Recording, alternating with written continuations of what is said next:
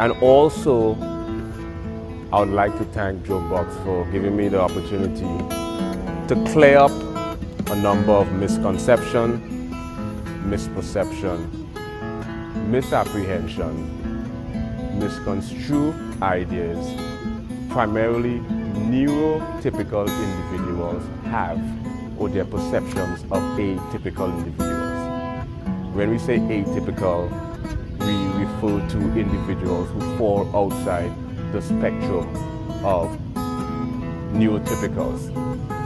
That include mental disorder, spectrum disorders, chronic disorders.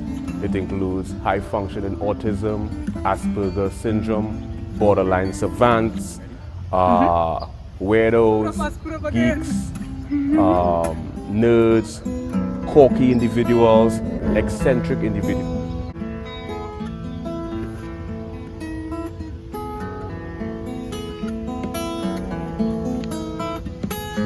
Borderline savants, weirdos, geeks, nerds, quirky individuals, eccentric individuals, and just individuals.